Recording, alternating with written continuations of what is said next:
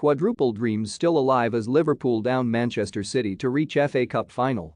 Liverpool have booked their place in the FA Cup final on 14 May after they picked up a memorable 3-2 win over Manchester City at Wembley on Saturday. The Reds appeared to have done all the hard work early as they went in at halftime with a 3-0 lead thanks to an Ibrahima Konate header and a Sadio Mane brace. The first of those main goals came from a disaster for stand-in goalkeeper Zach Steffen as he dallied on the ball and the Senegalese forward lunged to tap in from close range.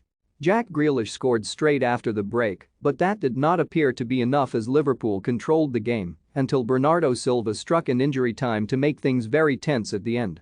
Jurgen Klopp's men just about hung on despite chances for Fernandinho and Raheem Sterling at the death, causing a nail-biting end for the Reds fans in North London.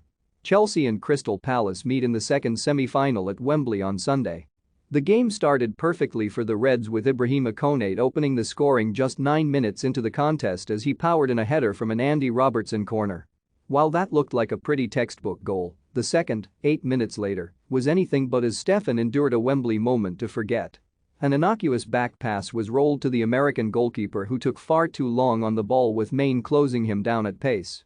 Inexplicably, he did not get rid of the ball as Mane lunged in, and the Liverpool forward bundled the ball into the net, leaving Steffen on the deck and thoroughly embarrassed.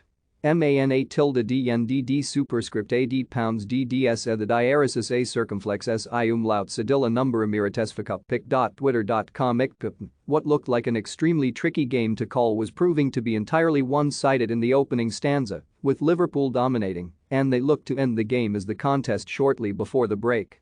Thiago Alcantara flicked the ball out to Mane, who was lurking just inside the penalty box just outside the line of the post, and, possibly surprisingly, he struck it first time on the volley and it fired past Steffen at his near post.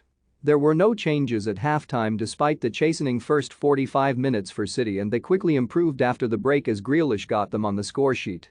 Gabriel Jesus scampered onto a through ball down the right, chopped the ball back behind Fabinho, and then laid it on a plate for Grealish to produce an accomplished left-footed finish.